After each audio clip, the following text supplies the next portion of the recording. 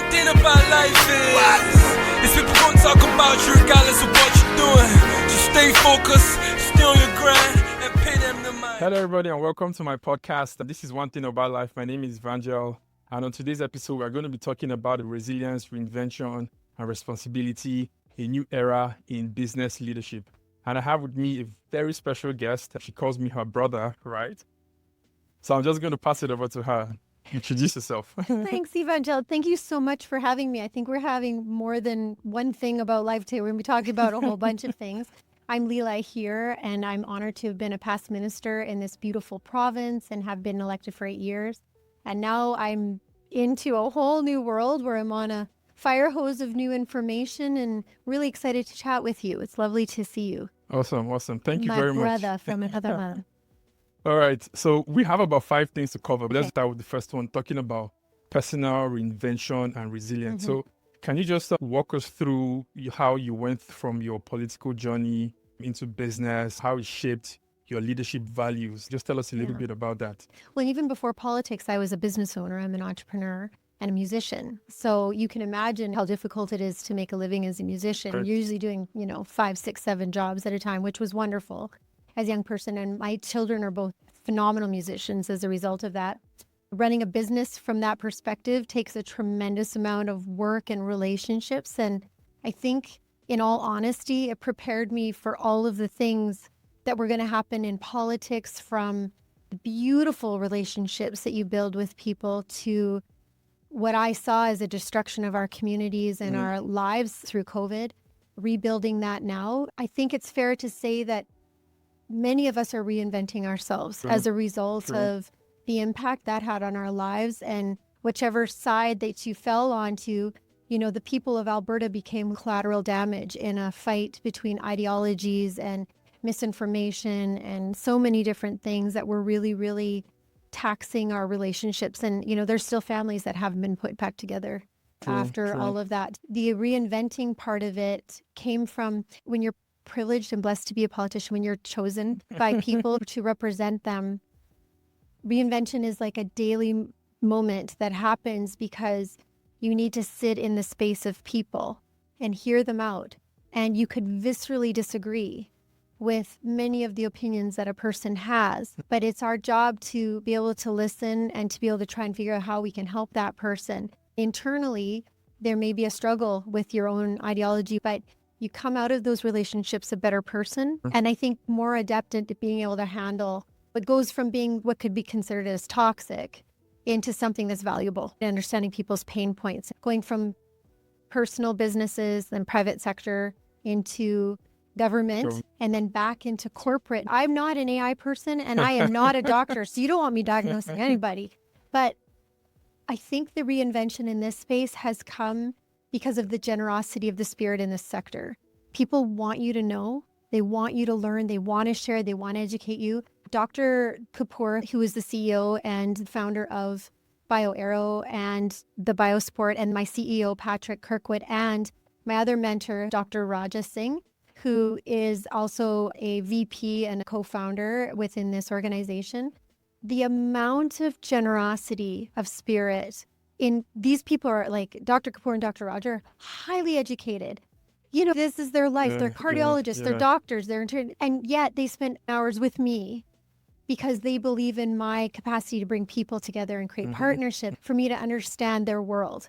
And that's not just been with them. Every person I've met across the world that's in the life sciences sector is like, come, let me tell you about what I'm doing and this cool thing and my IP. It's a beautiful, have you noticed that too, in your sector? Because you're working in AI. I have a lot of people who want to collaborate and explore and build something, the next big thing that is going to change what people are doing and impacting businesses, even not-for-profits as well. So that is very encouraging. Tying it back to Alberta, we live in Calgary, right?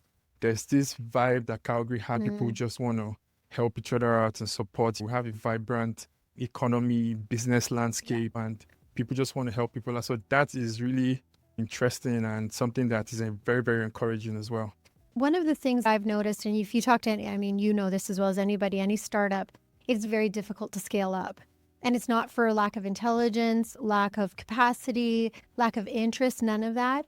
But we have to see investments change into this space. We really, I mean, I'm going to obviously talk about life sciences, but for Alberta to see the success it can have, because I mean, we're an Alberta built company. True. But if you think that we can get the scaling up that we need to get done in this province, we cannot. We have to leave the province to make these things happen. And you can talk to, I would wager that there's a good percentage of people that feel that same issue. And it will take some time and some real courageous people on the policy side and courageous people in the business side, and looking at how we can capitalize on the immense talent that is in this province. So the public-private partnership between the government and the private sector is really important. Well, just to give you an idea, in the healthcare system, when you're looking at genomics and AI, so basically we're a software company. The goal is to take these massive data sets of DNA, whole genome, whole exome sequencing, microbiome, all of the telomeres and methylations, knowing your age, knowing your health, looking towards precision health and prevention, which would save the system billions of dollars. For example, BioSport, we have a lab here in Calgary. We have a sequencer. We can sequence your DNA right here for $700 Canadian, Amazing. which is probably globally one of the best prices right now for a whole genome sequence, and to be able to meet with a genetics counselor right afterwards. That's one really cool thing. That's in more of the private side of things if you decide to do this. But guess where the provinces send their DNA analysis to? The U.S. The U.S. The U.S. Even though we have Alberta-built projects right here in this province, many of us who are in the genome space are feeling that we just don't quite understand. You know, having been in government, our entire government was built around made in Alberta, build better, bringing people to Alberta. It seems a little counterintuitive. So we'll get there. We'll get there. The momentum has to come from you, from the people, what they want in their healthcare, and then to push our providers to understand that this is what we want. So let's talk more about BioAero and how you are using AI to improve healthcare. I know we're talking about genome sequencing and all of that. Maybe some people don't even understand what that is. So just break it down. So I know for some people, myself included initially, I have to include myself in this because I'm only 9 months into this. AI was a word, truthfully, that I kind of understood, but I hadn't engaged in any meaningful way. It has transformed my life. Just downloaded 2 more apps yesterday that help out with policy and global policy, because as you know, if you don't understand the policies of different countries, you could get caught using AI inappropriately or not understanding how you can implement that. So those are really important things to know. But I want to start this conversation around the fact that I understand that people are scared and they're nervous, just like they were about cell phones, computers, email, or social media. People have the right to be concerned because it transforms our lives. But if you can think about it from the aspect of the more you jump in and understand this machine learning is only as good as the humans that use it. And ask and demand the algorithms, use critical thinking. One of the things that I ask people now all the time is, what is your prompt? Share a prompt with you after this, right? Cool. It would change everything. I almost think we should start a podcast to help people understand that the critical thinking of an algorithm of the AI and the way that it's actually going to manifest best for society and humanity is for humans to use it and to talk to it. And so if you look at AI in healthcare, like this is transformational to understanding not only diagnosis, but predictive medicine. So this is where we get into this really interesting thing, is that all of our frontline workers, our doctors, our nurses, our highest level specialists are still having to guess at times, you know, based on their incredible backgrounds and the work that they've done and their intuition. If we were to invest more into the AI and the genomics in particular, obviously I'm biased towards that, but there are solutions that are there that could make the difference between how you and I may be diagnosed with a particular thing. Now, by the time we're in diagnosis, we're in disease management. I'm even talking pre to that. There was an article that Dr. Kapoor put on LinkedIn just the other day about how, I think it was Namibia. And there's such diversification within that one country. They're showing that race is not the most intuitive thing that you will find in DNA. You would think that maybe Namibians would have a similar variant of their genetic background and their race. But actually what it's showing is that it's not about race necessarily. It's about the diversity in that 0.001%, whatever the number is in variance that we have.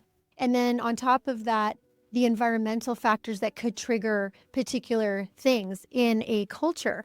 So you can imagine from that perspective how precious that is and what that could mean for a particular group of people that have a tremendous diversity, even within their own genetic group. So like, for example, in India, we have, I mean, I'm probably wrong about this, but generally we have 52 languages, 512 dialects, massive diversity in this group of people. Even languages from village to village, the dialect changes, right? In India as well, so I can relate to And many countries that have originally tribal and community villages, where they communicated, they had languages that they could use to communicate amongst the villages, but it wasn't a shared language per se.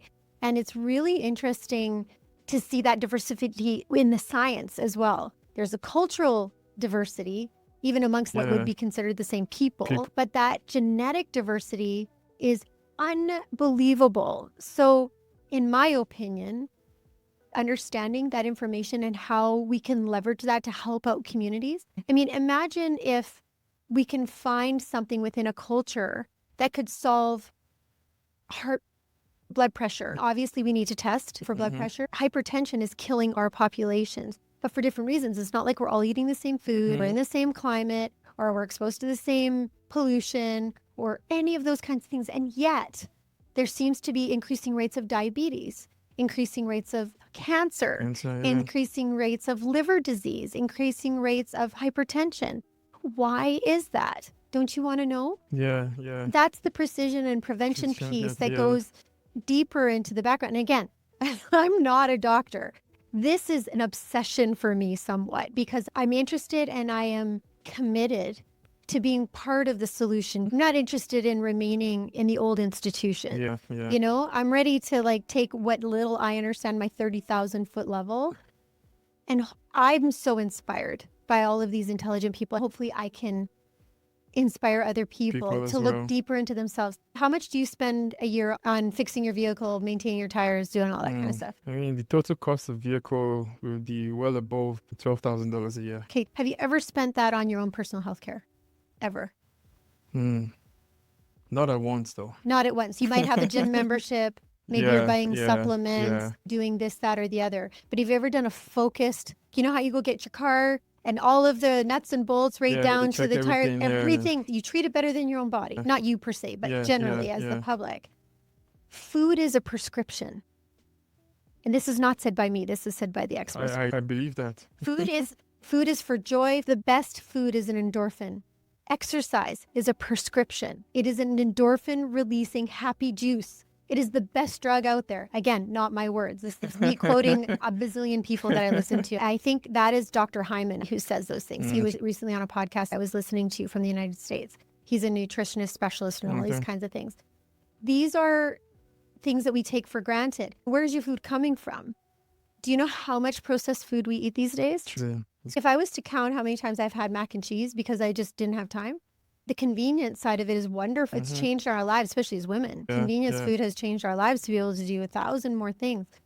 But what are we sacrificing on the side of our health and well-being? Definitely. And it's not just happening in Canada. It's happening in India. It's happening in African countries. It's happening all over the place. You touched on the food aspect, which I find so important. I was diagnosed with high cholesterol about 4 years ago. I had to change my entire diet to get healthy and things like that. One thing that I know I found that has helped me are my ginger shots. That is the reason why I'm launching a ginger shot brand, to be able to push that to people as well, because that is a replacement for coffee. I know a lot of people take coffee, there's a lot of caffeine in it and things like that. So ginger shot really helps, gives you energy, is good for your gut, has a lot of benefits. So I curate my food now, the type of oil that I use, low heat oil, high heat oil, avocado oil, olive oil. Food is very important. And I like how you put it that, it's a prescription. So your exercise, your food, you need to make sure that all those things are good. Then sleeping as well is important too. That is my biggest problem. I am not a good sleeper. Oh my goodness. Somebody needs to hit me over the head with a frying pan. Sleep is very easy to sacrifice.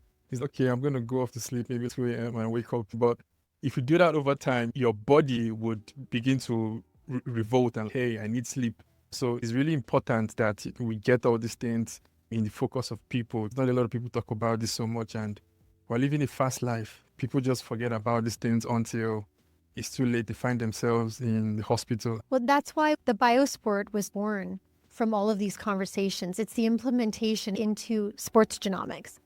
And it's such a niche area. There's very few people and companies doing this. But if you can imagine, you spend money on your body per month and a wearable that talks to you in AI form, plus human intervention to help you, plus working with your coaches, plus looking at your food and the prescription of food for you. For example, if you have high cholesterol, you need to increase your high density lipoproteins or your low density lipoproteins, right? Which is avocado and particular proteins that, as I understand, and again, not a scientist, but I understand that the way those things bind can make a huge difference to your metabolism. And all of these things, metabolic rates, like how many times do people look at their metabolic rates to find out if you're eating processed sugar, your metabolic rates are completely shot. If you're not eating enough fermented foods, yogurt, kombucha, miso, miso, kimchi, the fermented foods that we have in our cultures that came as a result of being in a hot country and not being able to refrigerate things. Correct. You got to figure out how to make this stuff last. If you're looking at the prescription of food and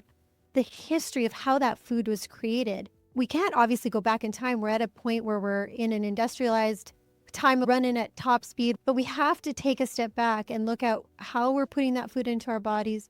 What is the process that we're doing, and take that little bit of time to really, you don't want to sacrifice this now. It's totally worth your while to try and look at your well-being from this perspective. Food changes everything. Dr. Hyman, who I'm quoting, was saying in his podcast that exercise is great, important, but if you're looking at reducing your overall body fat or the way your body is reacting to it, if you're not eating the right prescription, there's no amount of exercise that will help you. The BioSport kind of came into life because, believe it or not, the difference for one athlete was not about necessarily how he was training. Obviously, that has a lot to do with it. It was what he was eating. Do you know how you're told to carbo load before you're doing a big activity? Do you know that works for some people? But guess what? Other people, it was protein. It's salmon. It's whatever your protein of choice is. And you would not know that unless you know exactly what is the makeup of that individual's. And you follow it and you sequence it with your DNA and you find out about your oxygen and your sleep deprivation. That's the precision health. That's the precision health. And it is worth it. Right now, the world is at this crossroads where there's huge it's a $200 billion industry right now that's growing.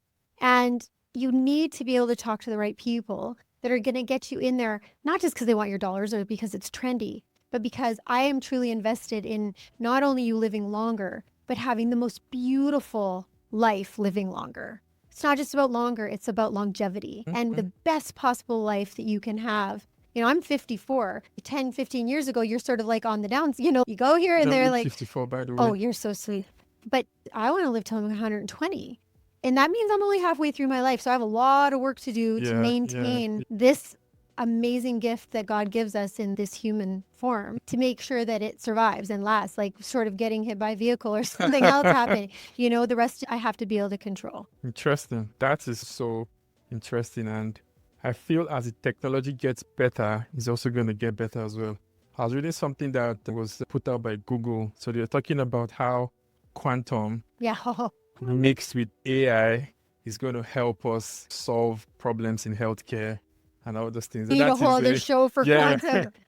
So quantum is going to be interesting. Again, people are a little nervous about quantum, but that's why we're talking about things like blockchain and NFTs, non-fungible tokens. If we look at your DNA, one of the opportunities that we have is to decentralize healthcare, that only you have access to all of your information. And then whatever your doctor needs or your specialist or whatever, they can take that information based on your understanding and being able to advocate for yourself. The more decentralized it is, then nobody can ever see your entire genome sequence, which in all honesty is probably the best situation because it's such precious data. You're the only you. And if you have an interesting variant or something that you want to share, it should be up to you to be able to share that. But we're looking at quantum is speed and accuracy potential, predictive insights. I mean, AI-driven models like BioAero and other companies are going to shift the way that healthcare workers, it could potentially take a huge burden off of them from admin, from all of the work that they're doing to collate, to remember, Evie was in, here's his situation. Predictively, what are we looking at? I need to check this the next time he's coming in. Correct. You don't have to go through reliving and trying to remember, I had this surgery on this date. Already we're starting to see that with these records. But one of the things that Dr. Kapoor is trying to solve, one of the problems that he's solving, is that the electronic medical records globally are very difficult to collate. So if you've moved from one country to the other, Plus, you don't move your records. And it's very difficult to get them. Even interprovincially, we have issues here in Canada. Dr. Kapoor is solving this problem with an interactive system that can potentially harmonize globally our electronic medical records. It's huge. He's working on all of these pieces right now. But I would highly recommend to all governments, any hospital, private, public, to be able to look at these things and collaborate with companies like ours that are really trying to solve these problems, not just for hospitals, but for people. These are people issues. I know, moving to Canada, we had to go, when you do your checkup and all of that, go to your doctor and try and get your medical records printed out. With the physical copy that when you go and meet your family doctor, here's, okay, this is like my history.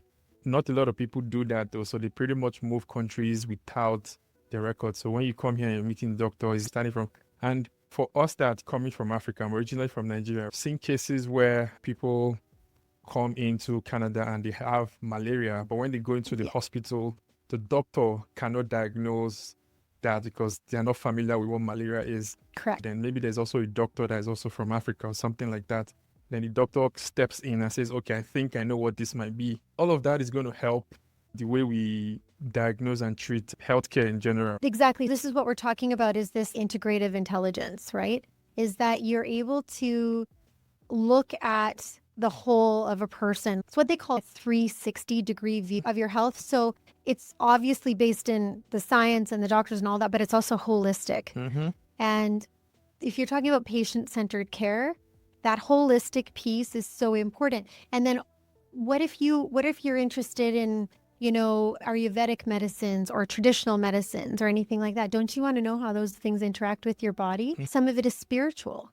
Some of it is connected to faith. Mm-hmm. Some of it is connected to family history. We don't know.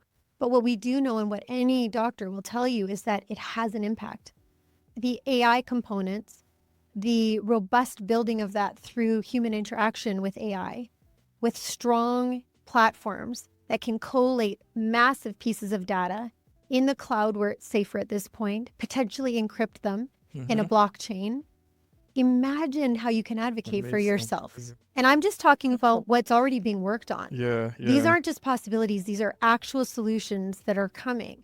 But we as a province, we as a country, we really, really need to play in the sandbox a little bit more and not be, what is the word I'm looking for? Risk averse. Risk averse, yeah. To looking at it. True freedom comes from knowledge. Yeah. Which is going to lead me into the next thing I want to talk about, which is leadership, right? Oh, yeah. Because in all of this, you need leaders that are going to help drive that change. Mm-hmm. Let's talk about leadership, partnership in action. Like, how do you think leaders in the world today, because it's a different world than it was like 5 years ago? I think that we have to, leadership and management skills are, it's not because you call yourself a leader or a manager or you've been designated. These roles, especially in healthcare where trust is a major issue. It's a major issue right now for a lot of people. You have to be data-driven. 100%. But the data cannot only speak for itself. You have to have the human component. Correct. Or the AI or some combination of that to humanize the data and bring it to the forefront of a person. Why is it that we react to cancer diagnosis the way that we do?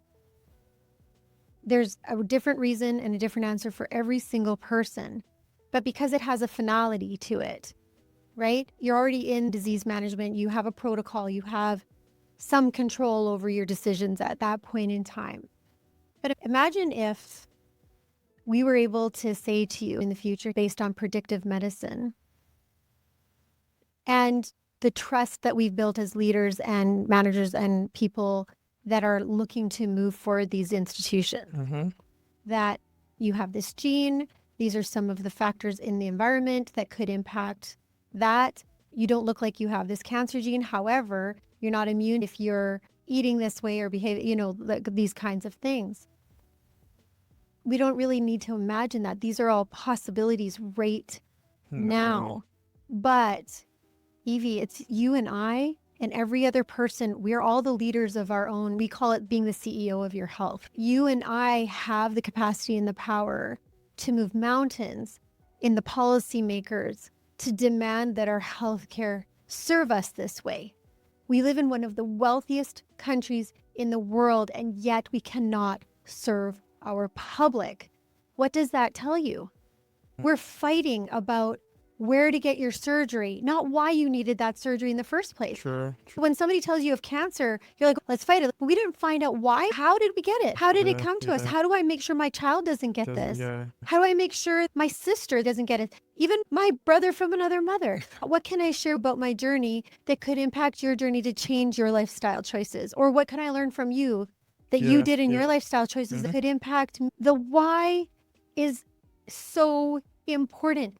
Cancer is a diagnosis, but it's also an answer. It's telling us something about ourselves. But the fear, obviously, all of us have been through this. We've all had families or personally or whatever, had those brushes where we're just like, why is this happening? But do you know for anybody that you've ever talked to that they understand the why? They might understand it post-diagnosis, how it happened. Oh, it's in your genes, or, oh, you had this particular fatty tissue or whatever. Why don't we ask really why and dig in to what is happening? So many specialists and doctors are looking at the molecular level to try and understand what is going on here. But we as a society have to support that mental shift to looking in advance of this. I think that's where leadership is going to play a very good role. Education, leadership, answering people's fear and pain points, being open to alternatives and discussions around that, and really looking at where our dollars are going in the system. Alberta has a $24 billion a year problem. This is our healthcare costs for 4.3 million people. I was in government and I can't explain it. Nobody can. We have a system that our frontline workers are burnt out. They're tired. They're not feeling supported.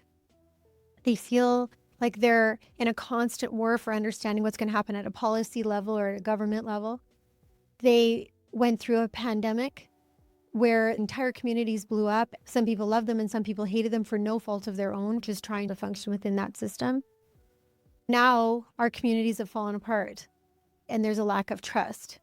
We just signed a collaboration agreement with an organization called Northern RNA. Northern RNA is responsible for multiple things. They're a phenomenal company here in Alberta. They created vaccines. And even being able to talk to them, it's been such a privilege to see the work they did. Can you imagine what it was like being in the midst of COVID? You have all these people who have very reasonable requests and concerns that can't get their questions answered, which then builds mistrust, which then builds momentum on the side of who is right and who is wrong. Politicians should not be diagnosing anybody, but you're put into a position where you're making legislation based on trying to keep your population as safe and healthy as possible. But it's not viewed that way because your freedoms are taken away or you're being questioned on your choices, things that none of us have ever really had to deal with before in any meaningful way. These are the questions and responsibilities of us as leaders to be able to be present with people where they're at, hear what they need, and then figure out the best way to move forward within that situation and that microcosm of people you're privileged to deal with. The failures that we have are growth opportunities, but now we have to put our communities back together and we have to give them everything we can and arm them with as much information as they can to advocate for themselves. And we really need leadership to drive all of that. I can liken that to the work that we do at Big Infusion, right? Because usually when there's a lot of digital transformation, digital adoption that happens when we're working with clients, right? You can have a company that has been around for maybe 20 years, 30 years, 10 years, 15 years, right? And they have been working in a certain kind of way. But then you have a leader that says, I think we need a change. Something is not working here. We need to improve the processes. We need to adopt AI and things like that. So that's where we usually come in. When we have leadership that is bought into that change, He usually moves faster. So it's always going to be top down. When you have leaders that are trying to drive change in an organization, for profit, not for profit, government, and all of that, it usually makes things go faster. So let's talk about not-for-profit, strategy for not-for-profit, accountability, transparency, all of that. Let's just talk about how not-for-profits can be more accountable to the community and their funders. Nonprofits for me, I mean, obviously this was part of my portfolio when I was in government. For me, are a solution for so many issues where we have, in my opinion, too much government intervention. Yeah. And that probably comes from my ideological perspectives, but let me caveat it with what I believe to be truths, at least in my life. NGOs and non-government organizations and not-for-profits, they are able to do something that you're talking about within your own business. This is consultation, understanding the direct impact that they have on the people that they're serving. In my opinion, nonprofits need more funding to go into them when their outcomes are showing that they're having that impact. So that's, you have big value propositions, big visions, and a real value proposition. Many large organizations have these value propositions, but what is happening with their dollars? Is it going to the front line? Is it serving the people? These are reasonable questions for governments to ask, especially when it's government funded, because that's your money that goes into that. I think you have to map your impact meeting your return on investment. I think those are very reasonable. And the best nonprofits that I work for have all of the capacity and are so happy to share those numbers. But in Alberta, we have some 26,000 nonprofits. So the dollars from the government perspective are super diluted because everybody wants to start a nonprofit. And while I just love that because the intention and the reasons behind it are brilliant and wonderful, and that person usually has a vested interest in seeing that capacity, we also have to see how we can combine some of these groups together so that more dollars can be there to serve more people. Instead of reinventing the wheel, let's look at who has the wheel, where they've been successful, how their dollars have filtered through, and the accountabilities that both governments and nonprofits have to their shareholders. If you have a nonprofit that, let's say your company, Fusion, was supporting a nonprofit, you would be having people from your company on their board. You would be looking at their advisory council. You would require, some sort of cap influence to understand who's at the table, who's investing, just like I would as a startup. You have to supply all of these things to my shareholders, right?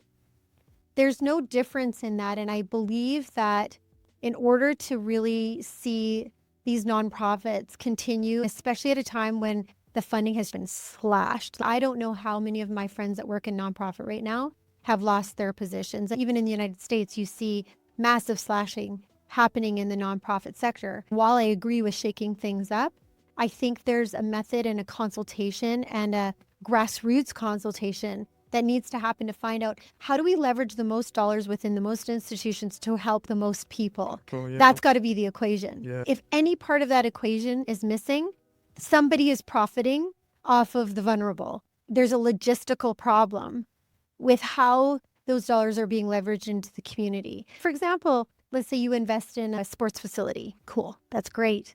Sports facilities bring families together. They're great for tourism. I'm a huge believer. I'm a massive sports fan. I'm not a great athlete myself, so I live vicariously through other athletes. I'm a massive football fan. So I want my seats to be comfortable. I want all those things to pay my tickets. But everybody pays taxes. But not everybody can attend a football or a hockey game. But we put taxpayer dollars into those buildings. So doesn't there need to be accountability? That means that organizations that are benefiting from taxpayer dollars, in my opinion, need to show what they're putting back into those communities. Because how many people can afford to go to a hockey game? But not everybody likes hockey though, so. Yeah, but $330 million of provincial dollars and then the municipal dollars are going into building a new space for hockey or whatever it is. That's fantastic. It's so good for our city. I'm 100% behind that. But that for-profit organization, where's their nonprofit? And actually, if you look at the Flames Foundation and others, they have these huge nonprofits. They give so much back to the community. But are we seeing that? Do we understand what is happening? The nonprofits, I believe, need to follow that same capacity to be able to show. There's this organization called, my friend Kim Roos is a CEO of Fear is Not Love. This is for domestic violence and sexual assault. She's having a gala coming up very, very soon. I just love her, and I think she's a rock star in her field. I wish I could go to her gala, but I'm traveling at that time. This is a woman that shows her work in nonprofit. She has reinvented her space and is bringing together these organizations under the umbrella. My other friend who runs Sage, Andrea Silverstone, these incredible women are working under these large umbrellas to bring the organizations together to see how they can manifest the best services for people with government help, with, public dollars coming in and private dollars. To me, they are the Youth Singers, which is another organization that I participate in, community associations. A community association has to show every single dollar where it's going and answer to everybody in that community who's a member. It's brilliant. Accountability is something that should be encouraged, because even in the for-profit world, if you're a public traded company, you have to be accountable to your shareholders. You're going to put out your reports, audited financials, right? A lot of times for the not-for-profit world is, and again, we work with a lot of not-for-profits. I'm on the board of a not-for-profit myself. So is telling that story about what we're doing. And a lot has to do with the marketing aspect as well. How do you tell your story of your impact? What are you actually doing? How are you telling the story to the people that funded your not-for-profit?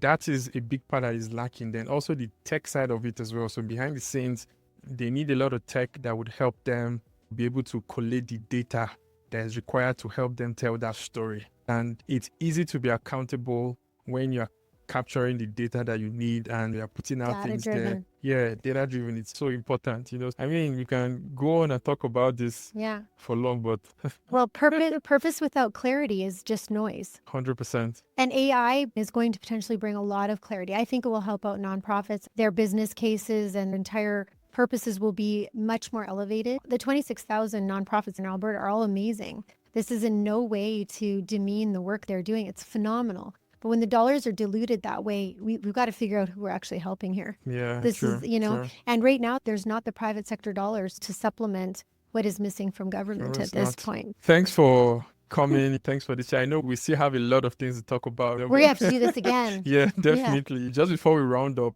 where can people find you if they want to connect with you, if they want to follow you? Like, where are you most active? Where can you be found? Oh boy, I love social media. So I'm on X. I am on LinkedIn, Instagram. I don't use Facebook that much, but I am there.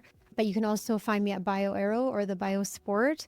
I'm pretty easy to track down at any given, everybody has my phone number. But if you want to find me at leela@thebiosport.com and send me an email, I'd love to chat. I'd love to chat about your health and about the systems and how they're changing. We have investment opportunities as well, like many of these companies that are starting. There's a tremendous amount of synergy and growth in these areas. I'm up for all those conversations and hopefully to continue to be educated by the people who are much smarter than me. So thank you so much for coming on this podcast today. Thank you everybody for tuning in. Until next time, stay frosty. Thank you.